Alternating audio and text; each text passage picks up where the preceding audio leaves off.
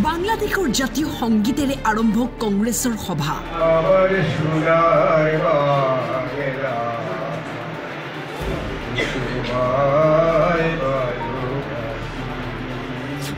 আমাৰ সোনাৰ বাংলা পৰিবেশনেৰে সভা আৰম্ভ কৰিলে কংগ্ৰেছে।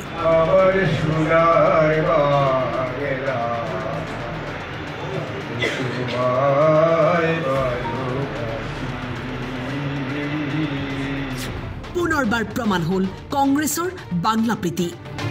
চাওক এই দৃশ্য, কি বুলি কব এনে কাৰ্যক।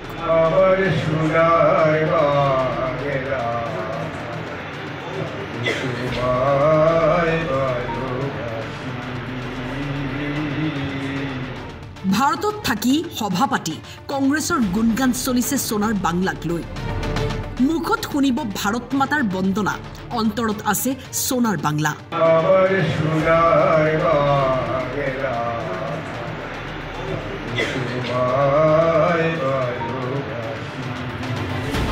কংগ্ৰেছৰ কাৰ্যনিৰ্বাহক সভাৰ আৰম্ভণিতে বাংলাদেশৰ জাতীয় সংগীত পৰিৱেশন কৰা কাৰ্যক লৈ সৃষ্টি হৈছে তীব্ৰ প্ৰতিক্ৰিয়াৰ।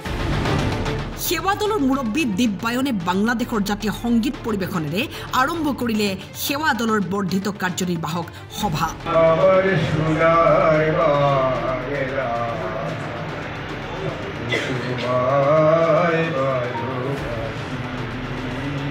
এই কংগ্ৰেছ এইবিলাক আপোনালোকে সকলোৱে জানে কংগ্ৰেছৰ কি অৱস্থা আছে। কংগ্ৰেছে আজি বাংলাদেশ কৈছে আৰু কোনবা ইয়াৰ কৰিব পাৰে। কংগ্ৰেছৰ কথা বাদ দিয়ক, কংগ্ৰেছ এতিয়া ৰাইজে পুৰা বৰাক আৰু ব্ৰহ্মপুত্ৰ নদীত দি পঠাই দিলে, এইটো বাংলাদেশেই গল। আৰু ধিক্কাৰ জনাইছো তেওঁলোকে আমাৰ ৰাষ্ট্ৰীয় সংগীতটো কোনটো আছে এইটো আগত জানিব লাগে। আমাৰ ৰাষ্ট্ৰীয় সংগীত এইটো কেনেকুৱা, এইটো প্ৰটকল কি, ক'ত এইটো চলাব লাগে, ক'ত গাব লাগে, এইটো আগত জানিব লাগে। তাৰ কাৰণে আমি দুখ পাইছো আৰু কংগ্ৰেছে এইবিলাক কাম কৰি থাকে। যিটো পাৰ্টিৰ লিডাৰ যিখিনি আছে, যিটো পাৰ্টিৰ ৱাৰ্কাৰ যিখিনি আছে, সেইখিনি মানে সদায় বাংলাদেশ পাকিস্তান লৈ চিন্তা কৰে আৰু পাকিস্তানৰ কালচাৰ, পাকিস্তানৰ সংস্কৃতি, পাকিস্তানৰ কেনেকা ভাল হ'ব। ইভেন সিন্ধুৰ অপাৰেশ্যনত পাকিস্তান যাতে জয়লাভ কৰে, বাংলাদেশৰ যাতে ভাল হয়, এই কথাবোৰ ইণ্ডিয়াৰ যেতিয়া বেয়া হয় তেতিয়া কিছুমান মানুহে ভাল পায়, বম ফুটাই এনেকা পৰিবেশ আছে। তাৰ মানে কথাটো ক্লিয়াৰ কথা আৰু আচলতে কংগ্ৰেছৰ মাজত বেছি সংখ্যক মানুহে আপুনি চাব জাতীয় সংগীতত যেতিয়া গোৱা হয় তেতিয়া থিয় নহয় আৰু ৰাম মন্দিৰত যেতিয়া নিমন্ত্ৰণ কৰা হয় অফিচিয়েল ষ্টেটমেণ্ট দিয়ে সিহঁতে ৰাম মন্দিৰলৈ সিহঁতে নাযায়। সদায় হিন্দু মানুহক অস্বীকাৰ কৰে, সনাতন ধৰ্মক ৰাহুল গান্ধী অৱমাননা কৰে। যিটো পাৰ্টিৰ কালচাৰ এইটোৱে, ইটো পাৰ্টিৰ পৰা আমি কি শিকিব পাৰি? ইটো পাৰ্টিৰ পৰা কিবা বাংলাদেশৰ সংগীত এইটো ডাঙৰ কথা নেকি? পাকিস্তানৰ সন্ত্ৰাসবাদী, বাংলাদেশৰ সংগীত, বাংলাদেশৰ সংস্কৃতি, পাকিস্তানৰ সংস্কৃতি, Pakistan Bangladesh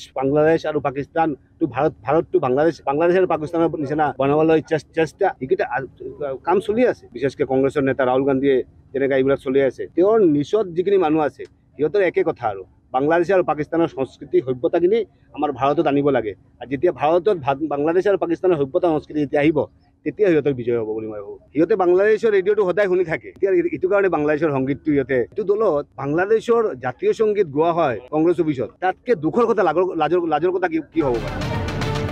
bureau report, time 8।